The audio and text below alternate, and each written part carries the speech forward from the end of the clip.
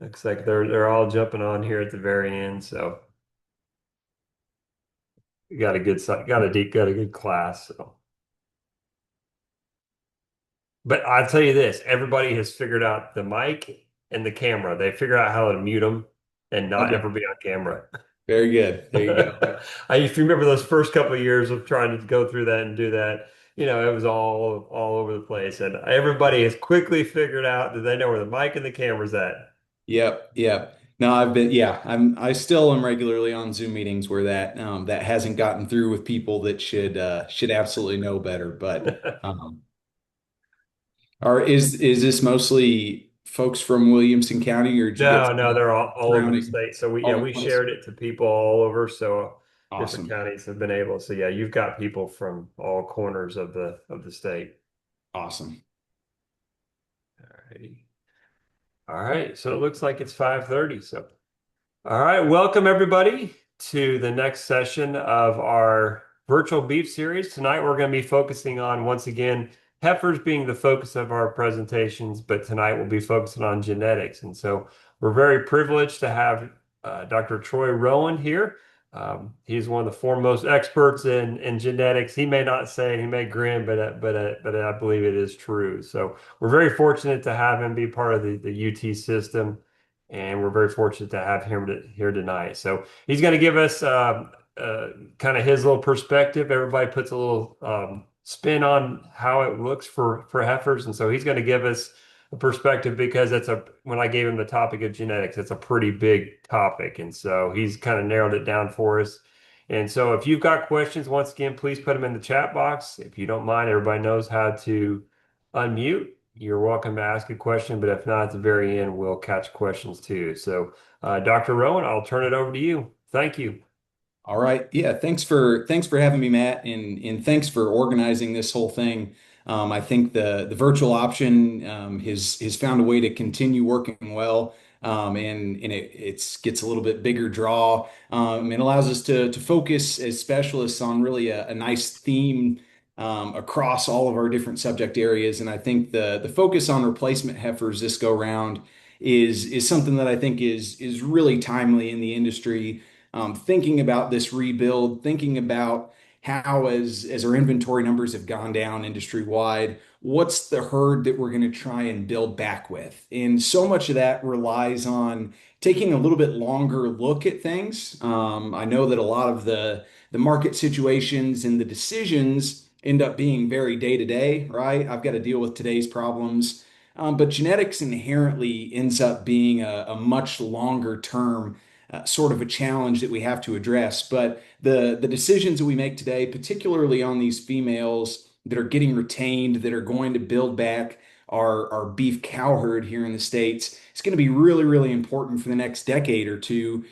Because when we make these selections, especially on the female side of the equation, these end up being multi-generation, multi-year decisions. Whereas a terminal decision, we reap the benefits this year and next year, and then we're on to the next bull. When we're choosing bulls and choosing the heifers that we retain back, those become much, much longer term sort of decisions. So I want to focus mostly on selecting replacement heifers, but I'll spend just a little bit of time here with some reminders about managing replacement heifers.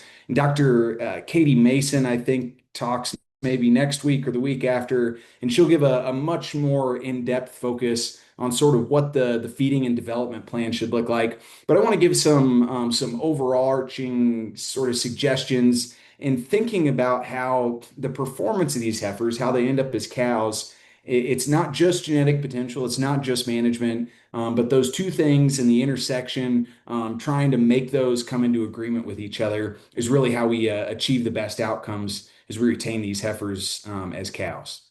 And so I want to jump in and talk about cows as the cornerstone of any profitable commercial herd. And I think that our cows are often overlooked when we think about genetics. So much of what we focused our genetic decisions, especially in this part of the world that is largely cow-calf focused, we're selling those calves at weaning. And as such, I think we focused a lot of our attentions on this calf, right? What maximizes the revenue output that we get from this calf. So having a live calf, calving ease, and weaning weight. But I think there's much, much more that goes into whether or not we end up being a profitable commercial herd. And so much of that's tied up in the costs associated with developing and maintaining these replacement females and eventually cows in our herd. And so I'm going to break tonight's work down into sort of four major chunks. Basically, how do we start to include some of these traits in our breeding objective? So, thinking about those decisions, how do we make sure that we're not forgetting about this cow in the larger picture of our herd's overall profitability? How do we pick the right ones? That's a very big focus, right? You don't want to put all this investment, all this time, all this money into developing a heifer who's not the right one for your particular needs. We'll talk from the jump here about developing heifers to meet their genetic potentials. So I always say that genetic potential really is the ceiling, right? An animal can achieve up to that point, but the nutrition, the background work that we do to prepare those animals really sets the floor. If you don't have any of those sort of more management focused things in order, particularly on the plane of nutrition of that animal, she's never going to reach her genetic potential. And then finally, what are the downstream impacts of making sure that we get this heifer decision right? So if all of this happens and all of this is done correctly, how do we reap those benefits far into the future when we think about these heifers as mature cows? So again, going to jump from the start to this idea of developing heifers. Give some general rules of thumb again, knowing that Dr. Mason will likely cover more of this in her webinar later on in this series.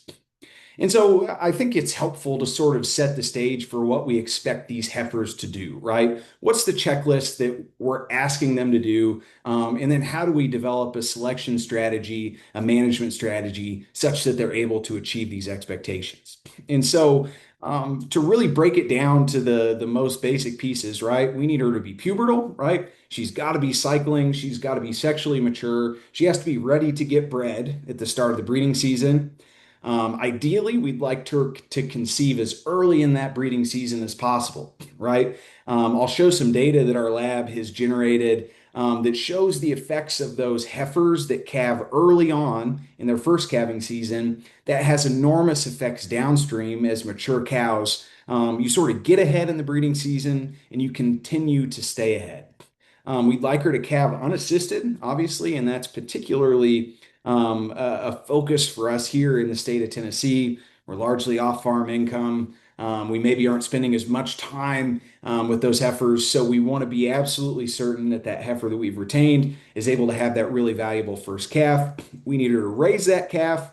And one piece that I've left off here that is equally important is not only do we need her to do all of that as a heifer, but then we need her to get back into cyclicity and we need her to get bred again as a 2 year old, such that she can calve as a 3 year old.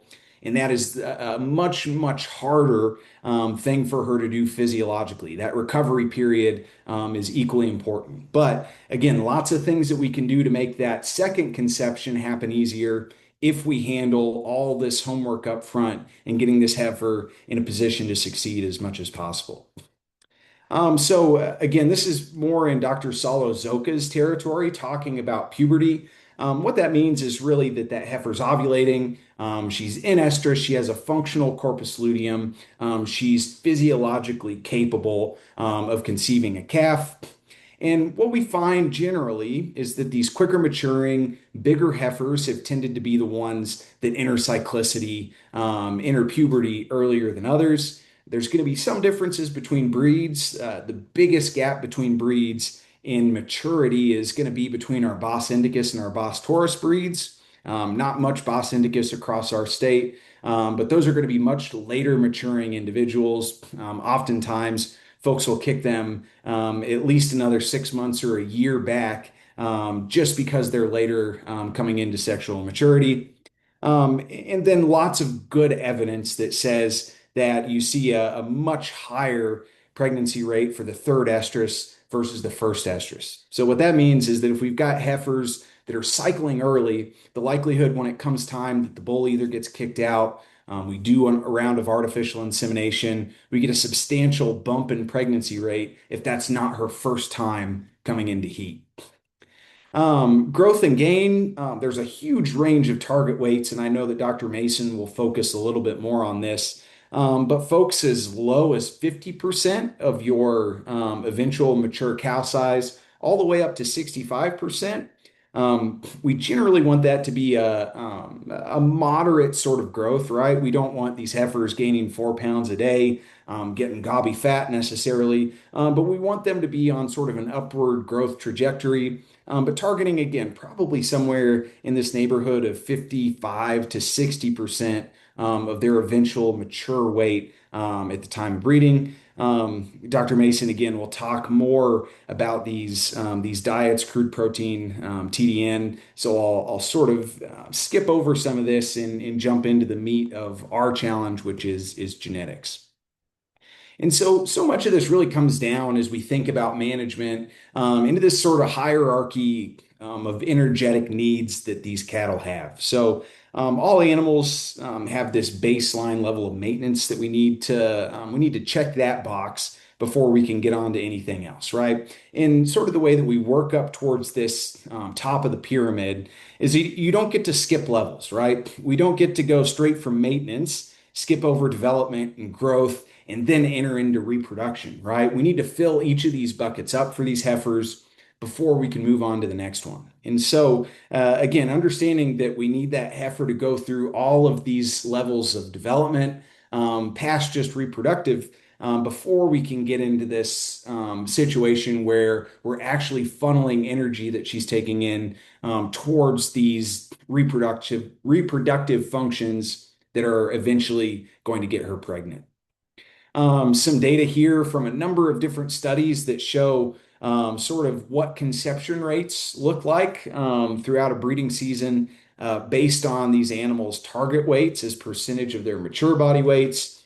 Some very large data sets here. And what we find is not really any consensus as to whether that 55 or 65% of total mature weight is a better target, right? You get about half of these studies that would say that that smaller heifer or that heifer that's less of her mature body weight has more favorable pregnancy outcomes, and about an even number that would say that that larger heifer pushed more towards her mature weight is going to have a better outcome. So all that to say is that this probably doesn't matter a ton as long as that heifer is of a sufficient developmental stage to be sexually mature. She has her nutritive needs met. We're probably going to have, there's going to be lots of other things that will play into her success in getting pregnant rather than just this target weight of development. And maybe this is a nice guide, I guess, from the University of Missouri Extension that sort of breaks this down, gives a little bit more nuance to this question. Not necessarily a one size fits all, but if you've got some bigger frame, you've got these purebred heifers, got lots of nutrients around as far as forage. Maybe you can target that 65%. Whereas in our larger commercial herds, crossbred animals, earlier maturing, they've sort of got to jumpstart reproductively. We're probably okay just targeting this 55% of her mature weight. Of course, there's some economics and resources that go behind this. So again, not a one size fits all. No silver bullets as far as how big that heifer should be when we start the breeding season. But some good considerations here as you think about that development of these heifers. And then lots of different ways to assess reproductive potential, pelvic measurements, getting at this idea of dystocia being a risk, right? We don't want these heifers with these tiny pelvic areas because the likelihood that even when bred to a calving sire, that we're going to have issues when they go and start calving. I would suggest if you're going to use pelvic measurements, really only use that to cull off the bottom real likely problem heifers. Once you reach a certain amount of pelvic area, having more doesn't add anything. And it tends to be highly correlated with larger sized animals once those heifers become mature cows. And we'll talk later tonight about some of these antagonisms. Bigger cows eat more food, right? And so, as we try and balance all of this economically, we don't want to push too much towards that large cow size. as we think about the makeup of our herd. Reproductive tract scores. This is a function of evaluating uterine horn size and ovarian structure. This is a good sort of indicator of where that heifer is at in terms of reaching sexual maturity. Probably using this again to cull off that bottom end, but not necessarily as a on the high end making selection decisions. These ones probably get culled because they're going to have a really hard time catching up to the others, being ready for that first service. Whereas the twos maybe are a little bit more on the borderline, and of course keeping those weight thresholds in mind. So, given all of that information about heifer development, and you'll get more of this, I'm sure, across this webinar series, but wanted to introduce this because it has really profound impacts as we think about what the sort of downstream outcomes are for these heifers that hopefully we've invested a lot of money in and developed to the best of their abilities. Um, and this is some work that my lab, a grad student, Cassidy Catrett, did during her master's with the American Simmental Association. And what Cassidy did is she looked at a bunch of data, millions of calving records from across the last couple decades of American Simmental breeders. And she calculated all these different ways of measuring successful reproductive outcomes. So, one, for example, would be this calving interval number. So that's a number of days between when a cow had calf A and calf B. Ideally, we'd like that to be 365 days. The longer that is, the less favorable reproductive performance for that cow. She also looks at calving date. So within a contemporary group or within a herd, where is that cow calving relative to the rest of her contemporaries? Again, the number of days between the first calf in the contemporary group here and the second would be this calving date phenotype. And really what's happening here and what she was trying to get at is after this first breeding season, right? After that heifer becomes first calf heifer, she has her first calf as a 2-year old. She goes through this period of postpartum anestrus. So on day zero, she sort of goes through these reproductive physiological events. But this postpartum anestrus is the time that she spends not coming into heat. That's really just her reproductive organs, her physiological state, sort of coming back to a state of equilibrium and trying to prepare for that next breeding season. And so, ideally, what we'd like to do is shrink this postpartum anestrus period down as short as we can, right? Get that cow into cycling as quickly as possible so that when we turn those bulls out or when we start our artificial insemination program, she's physiologically prepared to come back into heat and ultimately get bred. Lots of things that drive how long this is, from that suckling calf. Her plan of nutrition is very important. Older cows, right? Dystocia, if she's had calving issues, takes longer to recover. But again, lots of moving pieces there. We wanted to ask if there's a genetic component to this and also explore some of these phenotypes because it is a really, really large data set that gives us an opportunity to dig into some of these phenotypes in some more detail. And again, I guess to reemphasize this in the context of heifer developing and genetic selection on these heifers, this rebreeding function after the first calf is the most challenging pregnancy that that cow will have to achieve in her life, right? When we look at this data set and we look at where animals are falling out of herds, inevitably the biggest chunk are going to fall out between their first and their second calf, right? This is a challenging thing that we're asking this cow to do. Um, the development that we do and the genetic selection that we do ultimately can help us ensure that this cow returns to cyclicity, and is more likely to get pregnant. And so this is a look at all of this data, hundreds of thousands of records across both heifers and cows, seeing the distribution of where these calves are born throughout the calving season, obviously front loaded in these 30 days. In this data set, these are seed stock animals from American Simmental, so a little bit different probably than our commercial herds. But we see these heifers tend to bunch up in the front of the calving season even more than cows, likely a function of increased levels of artificial insemination happening in these heifer populations. Whereas the cows, this curve probably a little bit more representative of natural service. We see this change in calving interval due to age. This big drop, of course, right? Because a lot of herds, we're going to push those heifers to calve earlier than our cows are. Because, again, this between 3 and 4, this is the calving interval between the second and third calf.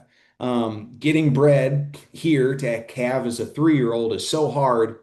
This calving interval is sort of artificially elongated because we tend to calve those heifers earlier to give them maybe a couple extra heat cycles to come back in before we try and get them pregnant with their second calf. Um, and probably the most interesting thing that Cassidy found in her work here is when we start to break down what are the lifetime differences between heifers that get bred early in the season and heifers that will go on to calve later in the season. So she calls these early calvers. So heifers that calve in the first 30 days of their calving season. As cows, when we look at the same sort of phenotype, where does she calve relative to the rest of the herd? The average calving date of these heifers is 23.7 days, right? So squarely in the middle of that early calving season.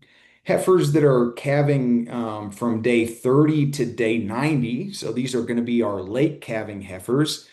These are heifers that are getting behind from the start, right? They've got ground to make up, and many of them never do. And there's a nearly 20-day difference between the average calving date over the course of their lifetimes of these heifers compared with these heifers. So, what this tells me is that there's a huge impact of having those heifers calve early during their first calving season, right? All the management and selection things that we can do to push as many heifers into this early calving period is going to have huge implications as we think about how productive she is, how fertile she is over the course of the rest of her lifetime. And so that's sort of where I'll leave this idea of lifetime productivity. But maybe just to underline, 20 days of calf performance is a huge, huge difference. We think about what's the difference between a calf born 20 days earlier than another at weaning. And that's an appreciable difference. There are real dollars and cents to that. And then you multiply that over the course of all the calves that that cow will have in her lifetime. This becomes a really, really big thing, right? How do we make sure that as many of our females are calving early on during that first season, knowing that it'll set them up over the course of the rest of their lifetime? So then the question comes down to how do we pick the right ones? And so traditionally, the way that we've done this is we buy good bulls, and that is a rule that I will never break. I think that the best thing that you can do if you're retaining heifers is buy good bulls, right? And buy bulls that not only are able to deliver your output traits, so inevitably that's going to be weaning weight for us, but bulls that have the genetic potential to make really, really high quality replacement females. And so, again, all of this talk about other genomic tools that we have at our fingertips now to make selection decisions, all of that is going to be superseded by making sure that we're buying as good a bulls as we can, right? We're almost always better off investing more money in those genetics than we are in all these other tools because the footprint of these bulls genetically is just so big, right? They're going to have, they're going to sire dozens of these females that will go into production for us. So we want to make sure we're investing in as high quality genetics there as we can. But once we've done that, right, and we have tools, I'm not going to talk all about EPDs today, but buying good bulls, we've got a pretty good handle on that. We'll talk about the common sense strategies for heifer selection, but then a lot of it is really just falling down to we're going to hope for the best, right? We're going to hope that all of this stuff works in our favor, and that we invest our development costs in the right animals.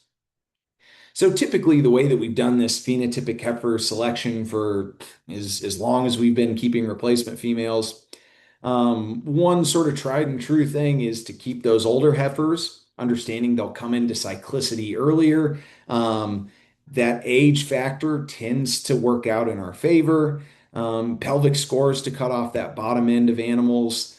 Dam performance, I think, is a pretty reliable one, right? You want to keep back replacement females of your best females. So a dam that consistently sort of overachieves, we're maybe looking a little bit closer at keeping those daughters back from her. But this absolutely requires that we're utilizing some form of record keeping and we're tracking that dam performance over time. A heifer performance, understanding that many of the traits that we care about are heritable. Heifers that are bigger at weaning are going to have higher weaning weight calves. There is the flip side of this, though, where those higher weaning weight animals likely also going to have larger mature weights, higher energy needs, going to have larger intakes, maybe cost us more to keep around as mature cows. So something that we probably need to be a little bit more careful of in phenotypic heifer selection. This is probably the most common one, right? Is she's got the look. We pick heifers that we like to look at. And there are certainly some things that we need to evaluate phenotypically on these heifers. I'm a stickler for evaluating structure, right? A heifer that's having trouble with locomotion, right? If she's got bad hooves, she's got bad hind leg structure. Those issues don't get better as cows, right? And so I'm a big fan of using those culling strategies on the front end rather than waiting for them to turn into really, really big problems after we've invested all of this money and time in getting that heifer to her first or second calf.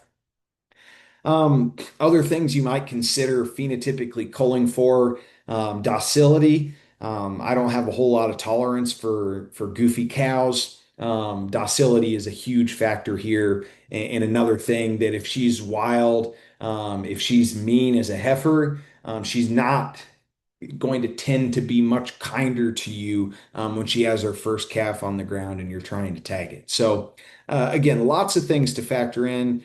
Some other folks will just use that first confirmed pregnancy as a culling strategy. There's maybe a little bit of merit to that. Again, understanding the long-term implications of that early pregnancy and early calving, but also understanding that genetically, the heritability of heifer pregnancy is quite low.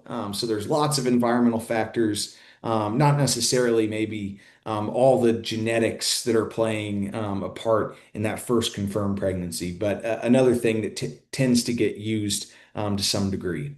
So again, these are sort of the tools that have conventionally been at our disposal to go out and select replacement females. But more recently, we've had this opportunity that's emerged to utilize genomics that have previously just been accessible to our seed stock herds, actually make use of these and selecting replacement females.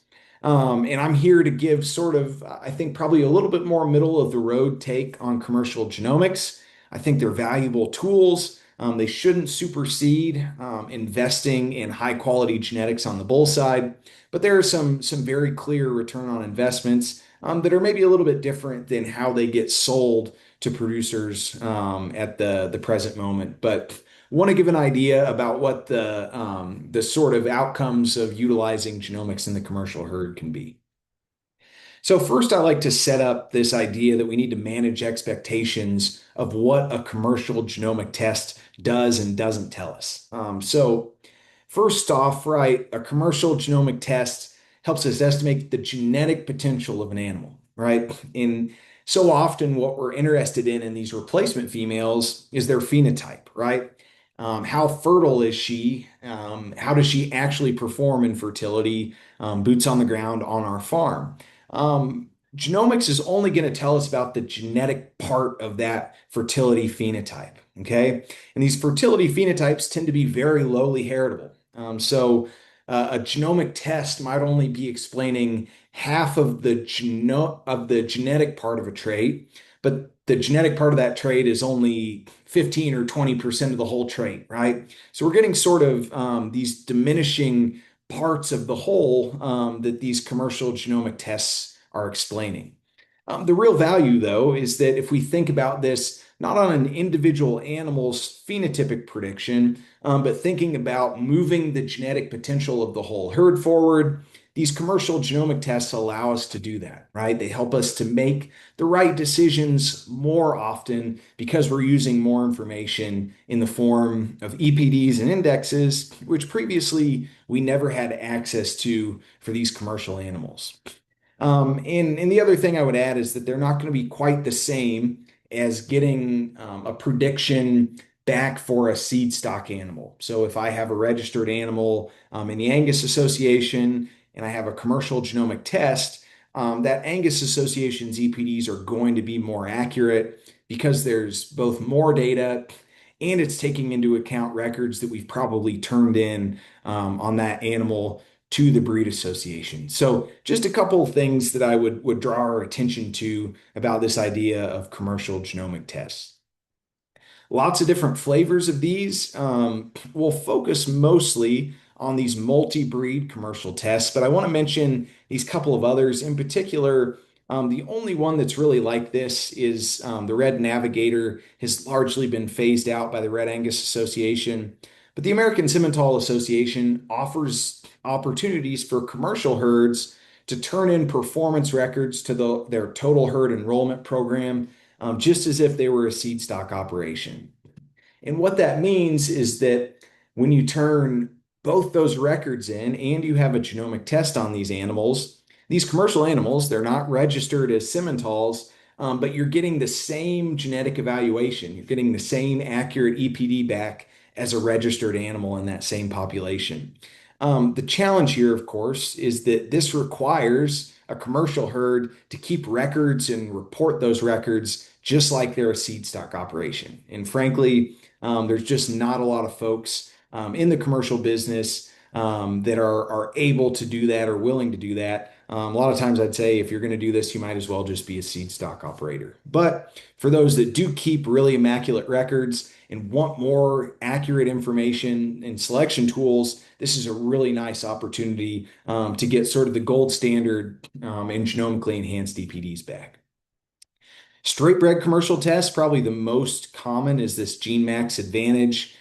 This is going to be for 75% or more Angus ancestry animals offered by Zoetis. Again, this is probably not as popular as these two multi-breed commercial tests. So Igenity by Neogen and the Inherit Select that is delivered by Zoetis.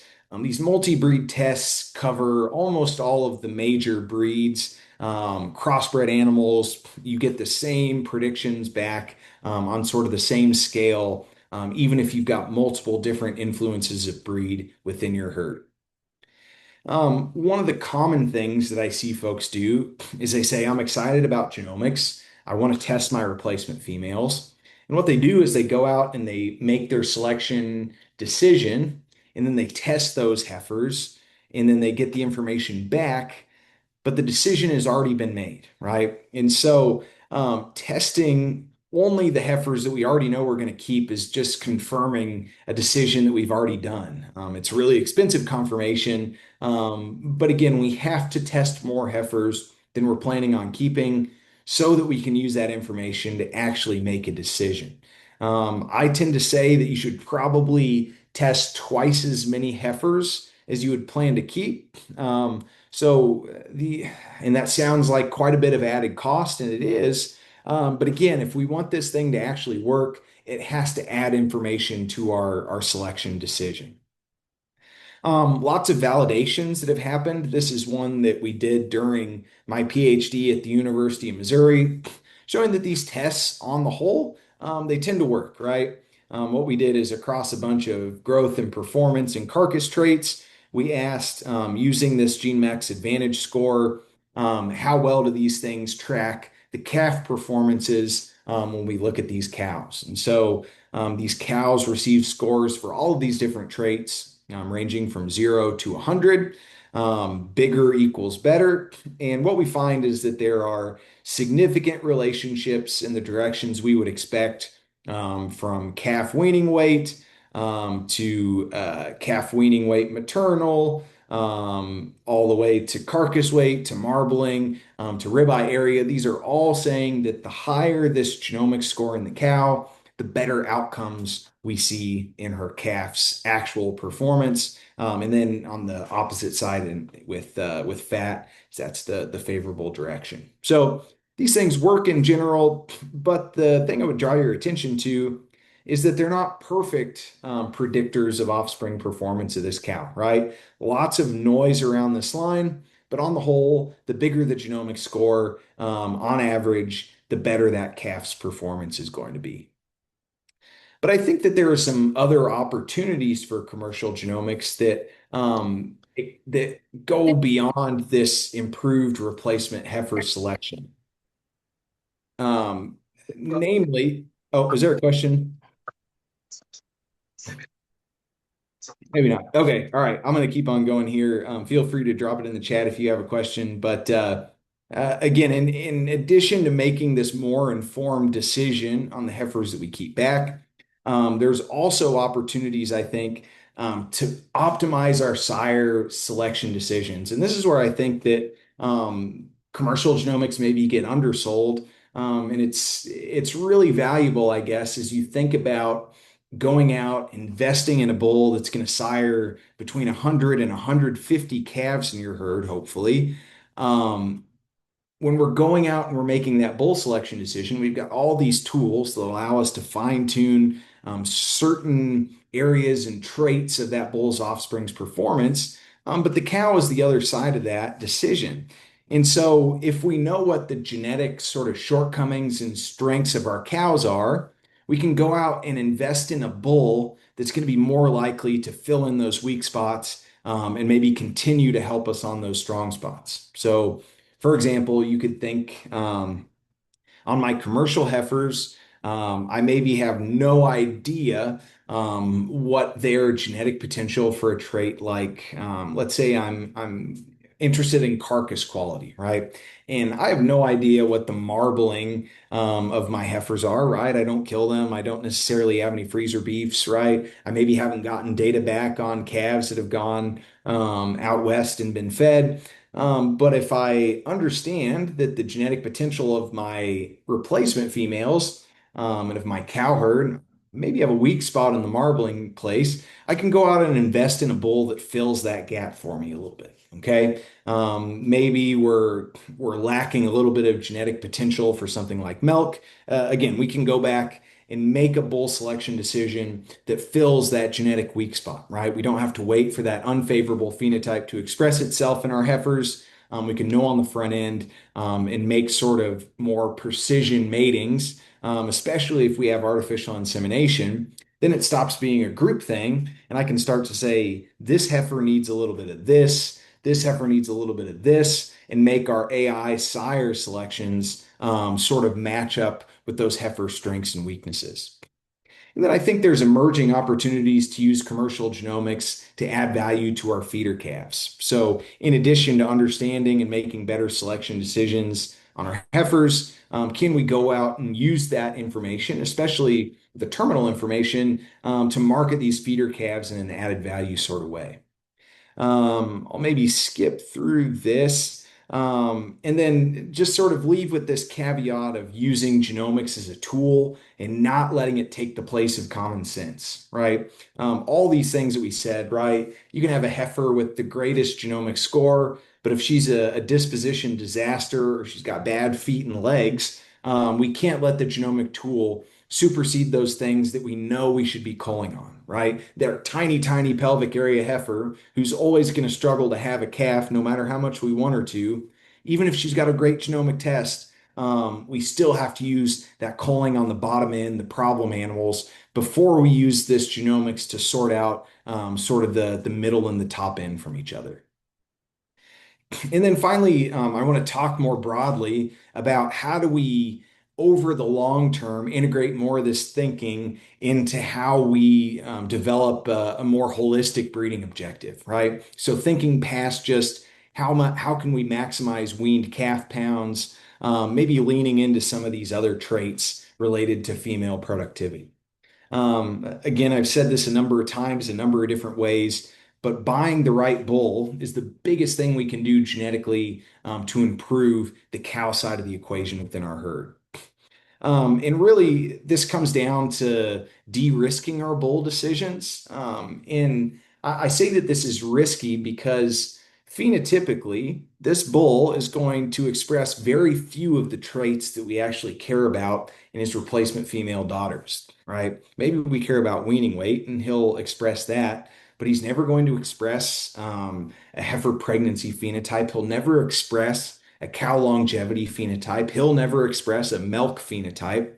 And so, what that means is that if we run into a situation where we've invested in the wrong bull, due to the generation lengths in cattle, it's often that bull is gone, right? He's hamburger by the time we figure out that he's caused issues in the replacement females that we've kept back. Okay. And so EPDs are really the tools that we have at our disposal that give us an idea of what this bull's genetic potential is for a trait that he'll never express himself and that his daughters won't express maybe until he's long gone from our operation. I'll skip through some of this and underline again these revenue generating traits we're very good at selecting for. Okay. Live calf, so calving ease and birth weight, and weaned calf pounds maximizes that check that we get when we deliver our calves to the livestock market. Good at revenue generating traits. Those are only half of the profitability equation. So there's all these other traits that factor in, particularly related to the costs of maintaining a cow. So how big is that cow? What are her feed and nutrition needs? And then how fertile and long-lived that cow is. So if she doesn't reach the end of a payback period, right? She doesn't pay off her developmental costs. We have to spend more money to develop another heifer in her place. We have one less heifer to market in a revenue generating manner. It just sort of trickles down when we have these cows that fall out of herds prematurely. And so, again, I think that cow longevity, and this is all encompassing, it's not just a matter of fertility. We can think about lots of ways that cows fall out of herds prematurely. This is probably our most important efficiency and profitability phenotype when we drill down into commercial herds. And I think it largely gets ignored. This is some data from Charlie Martinez and Chris Boyer from our Ag Econ departments that sort of show, depending on the maintenance costs of our cows, how long it takes for a cow to start being profitable. And so, even with this very conservative variable cost, oftentimes it's taken a cow until year 7 before she starts to become profitable.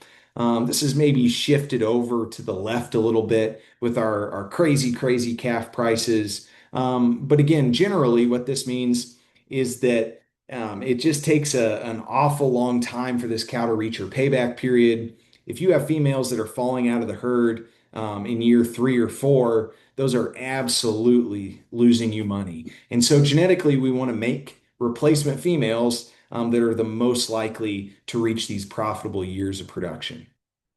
Lots of things that drive efficiency and profitability from maintenance requirements. Again, understanding that this is highly related to mature cow size.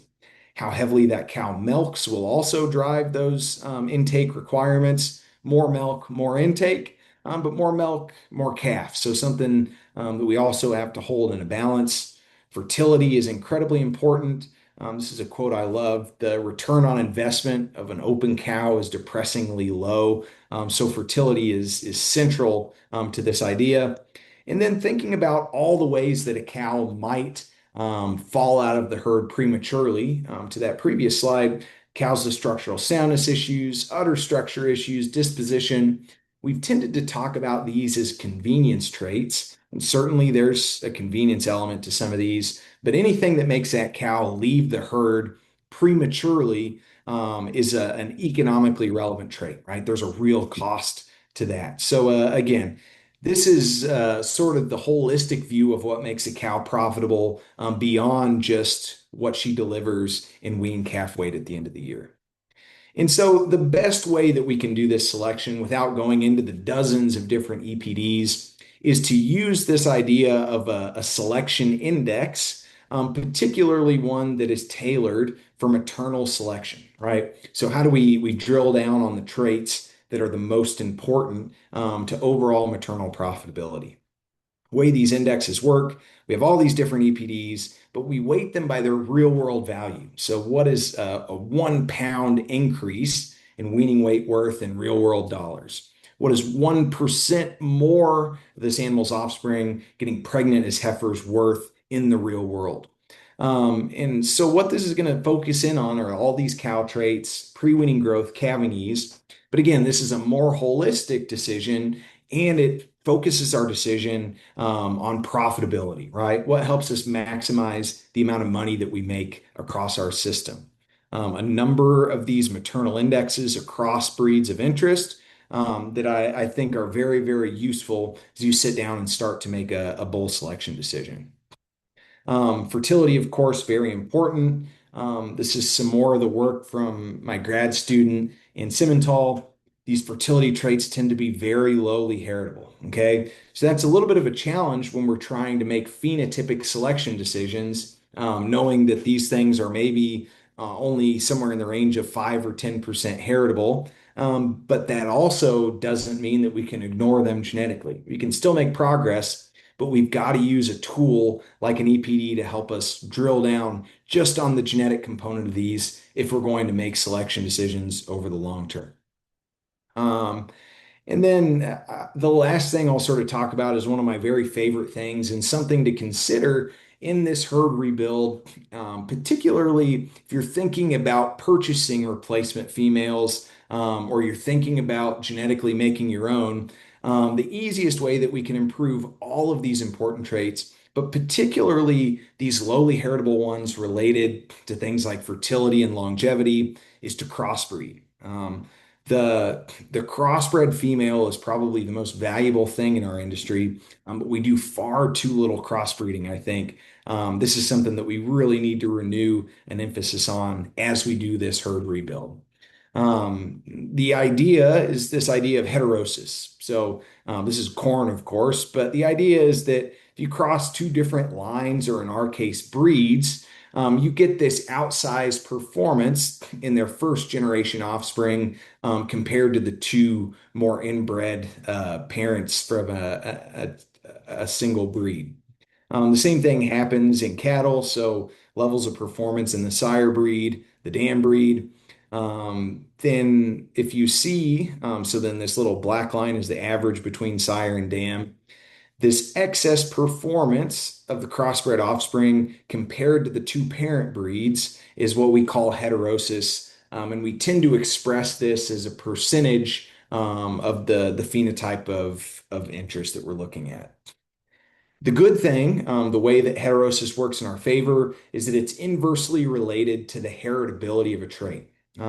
So for our really highly heritable traits, mature size, growth, carcass, end product traits, these tend to be highly heritable, low levels of heterosis. But as we move down into these lowly heritable traits, and you'll see many of these that I talked about in our cow efficiency slide, maternal ability, reproduction, health, cow longevity, these are lowly heritable, hard for us to make genetic progress on, but they experience really high levels of heterosis when we integrate a crossbreeding program here. So this is where that crossbred female becomes so valuable, and I'll demonstrate this with some data from the U.S. Meat Animal Research Center. So I always say a crossbred calf is great. This is from sort of the foundational study on crossbreeding and heterosis from the U.S. Meat Animal Research Center. You'll see here, right, we get this bump in performance in our crossbred animals. So for weaning weight, for example, always of interest here, an extra 16 pounds of weaning weight in a crossbred animal compared to what we would expect from the two straight bred parent breed average, about a 4% bump in weaning weight productivity. This is dated. This would be much higher right now. But that's, an extra 40 or 50 bucks per calf just in that additional observed performance increase that we get in those crossbred calves compared to the straight bred ones.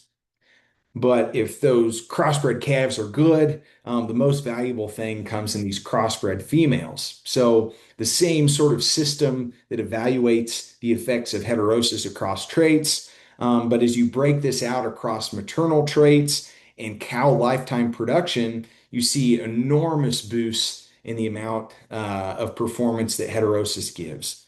The most important one here to me is that a crossbred cow, on average, is going to have an extra calf over the course of her lifetime.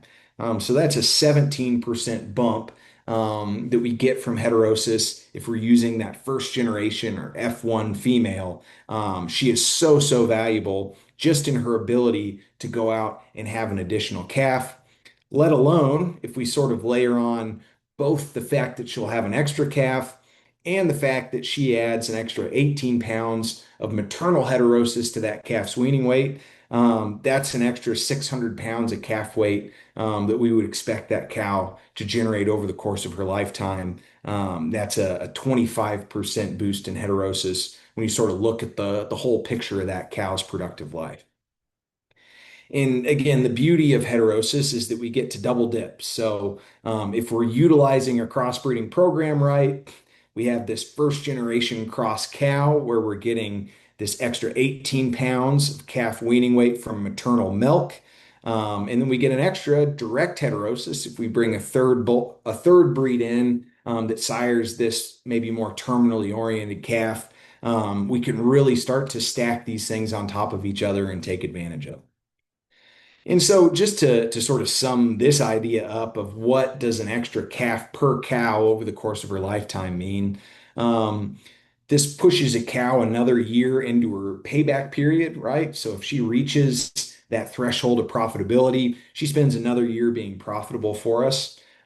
She saves us money by having to develop one less heifer in her place, right? So if she falls out in the herd, that means we've got to bring another one in. If we can push that, delay that, and then market that saved animal, right? Either as a feeder heifer, or as a bred heifer with some added value. That's more money that that cow generates beyond just what she does in sort of raising a calf. If we can keep her functional and productive in the herd an extra year. So, with that, I maybe button up on time a little bit, but a few takeaways here as we think about heifer development, commercial genomics, and then really still the thing that drives all this is if we're making heifers within our own herd, making sure that we're purchasing bulls. They have the genetic potential to sire good replacement females, still probably the most important thing that we can do. And I would maybe make one comment. I forgot to put slides in this deck about this topic, but I'm increasingly think that in this state in particular, we would really benefit from more opportunities to go out and purchase replacement females rather than trying to develop, maybe one or two or three or five at a time in our small herds. That just opens us up a bunch as we think about making bull selection decisions. If we're buying our replacement females, we can really drill down instead of trying to spread our genetics across a bunch of traits. That bull just needs to sire terminal calves for us if we're purchasing replacement females. We can get those females, to be tailor-made to optimize this crossbreeding scenario. We can maybe make them a little bit more moderate, lower maintenance requirements, knowing that we have the terminal genetics to come in on those females. So that's another topic that I speak about pretty frequently. But I think it's also a challenging one to talk about right now because as crazy as calf prices are, the cost of replacement females is just as insane. So just something to sort of think about in sort of the larger genetic ramifications of going out and purchasing replacement females rather than trying to develop them on your own. And economies of scale work against you in developing heifers. If you can do a bunch of those at once, that's almost always more favorable than if you're trying to do it one at a time. So, all that said, Matt, I'm happy to take some questions if you or anybody else has got some. That was excellent. I mean, there's so much great information. I'm glad it's recorded to go back and actually digest it and, kind of you're kind of asking questions yourself. The good news is hopefully if anybody does have any questions, Dr. Rowan has provided his contact information. So, Yeah. I'm going to ask to me the question that I get asked in whether we're doing pasture visits or nutrition or everything else. So we talk about a lot of great information, and so in the end, it's like I feel like I've given them a lot of information, and so Yeah. I kind of sum up as we're in the short term. If we had to pick like three steps, three kind of short term, these are the first three things I would do if I'm looking at my herd going, okay, I want to start making some adjustments to my herd. I want to start making some improvements. What are the first three things you might start doing if it was your herd? Yeah, it's a good question, and I think Matt, the really important thing that you sort of alluded to there is it takes a pretty careful evaluation of your herd, and there's never a one size fits all to any of these things, and so I can't emphasize enough how valuable it is, especially to get another set of eyes on your cows. As you go through and before you start making any rash decisions about who gets culled and who gets kept, or what bull you go out and buy next year. Get a trusted person in there, walk through the cows, and get an evaluation that's somewhat unbiased. But for me, I think that as you start to think about renovating a herd in today's sort of environment, um, cull cows are really valuable right now. And so, going back and evaluating which cows are earning their keep and getting rid of the ones that aren't to make room for this next generation of cows, I think is really important. And that requires a level of record keeping too. It doesn't have to be terribly complicated, but understanding how much a cow weighs and how much she weans each year tells me a ton of information. The rule of thumb has always sort of been cows weaning 50% of their body weight. I think that still remains a pretty good rule of thumb. I think our cows have probably gotten a little bit big. And so, again, are they putting out relative to what they're taking in? What's that ratio look like? So, a cow that's missed two breeding seasons over the last 6 years can probably get on the trailer. A cow that's consistently getting bred late in the season and her calf is consistently that one that's the lowest weaning weight. That's a cow that I'm okay moving on from now, understanding that she has an extraordinary amount of salvage value right now. Cull cows are worth a bunch of money. Get rid of the ones that don't work. So that's sort of the first one, right? Be really intentional about culling. Those older cows, right? Those are past genetics. Hopefully, the younger cows that you've kept are better than your older cows genetically. So again, now's the time to move on from those cows as you think about rebuilding. There's, of course, I think an argument to be made that maybe Dr. Bruno Pedrera or Katie Mason would talk about where, maybe you actually need to live a little bit in this understocked environment right now to let your pastures recover if you push them a little bit hard over time. Use this culling, this opportunity of relatively high prices to sort of set your landscape up to handle this sort of rebuilt cow herd down the line. But I'll leave that to them to talk about in more detail. But then for me, it really comes down to doing another evaluation of what's left there, and then making really strategic either heifer purchases or bull purchases that are going to help rebuild that next generation of the cow herd, right? Go out. Again, calves are worth so much right now. We're getting these huge checks from the sale barn. My suggestion is always to reinvest that money in genetics, or at least some of that money into genetics, and not all of it into green or red paint, buying the shiny new implement, buying maybe another tier up bull this year because you generated so much revenue on the calf side.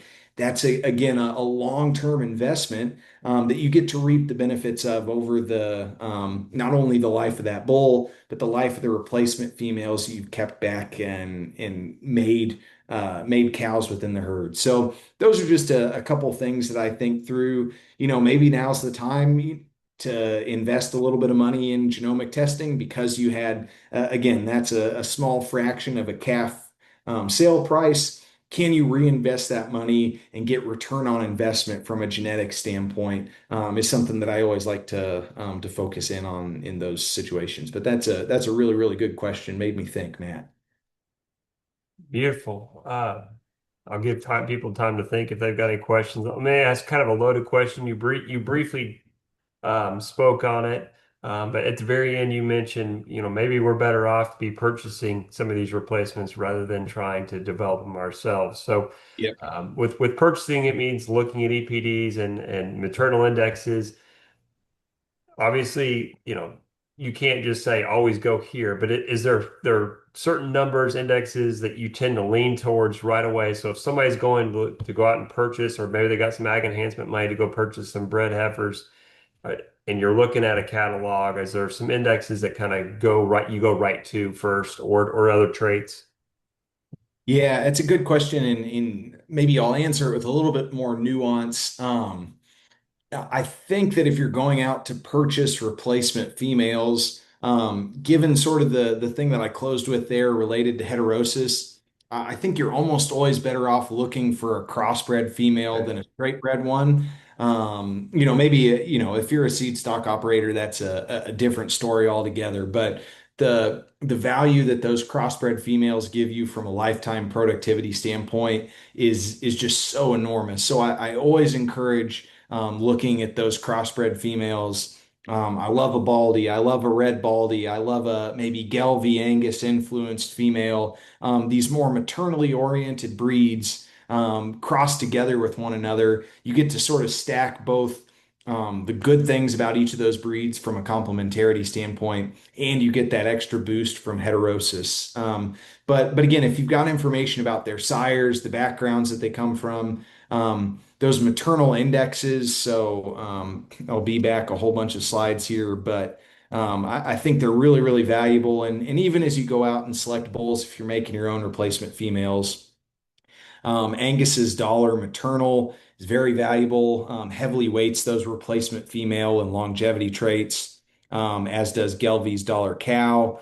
The herd builder index at Red Angus is very focused. Simmental has sort of an all-purpose index. It covers both carcass and replacement female traits, API. But these are sort of the things that maybe you could start to ask the breeders of those replacement females a little bit about the genetic background of the bulls that they've brought in to make those replacement heifers that you're purchasing. And the other thing I would sort of throw out that I don't guess that we've talked about too much in recent years, but I think that there in this part of the world, both now and into the future, there's a really unique opportunity for certain operators to focus their enterprises on making replacement females. So again, in order for there to be heifers for people to buy, there has to be people making these heifers, and there's not nearly enough of them to go around and serve all of our needs. And I very much understand that. But I think there's again, a huge opportunity for the right operation to go through. We've got tools now at our disposal, sexed semen for artificial insemination programs. So maybe I can run a set of really maternally oriented Angus females and then come in with sexed female semen from a Hereford bull to breed all those and make these beautiful F1 baldies. There's again lots of opportunities for folks to do that, but again, it's going to be a little bit more hands-on, higher input, and always favorable to have economies of scale working for you if you're developing heifers. I think that's why our Heifer Development Center in Lewisburg has been so successful. Folks can sort of, push their 5 to 10 heifers up there and let those folks do the hard work of AI and ultrasound and feeding and sort of monitoring that development. Much easier to do when you're monitoring 400 animals than when you're doing four at the sort of the same level. So again, lots of moving pieces to this purchasing of replacement females.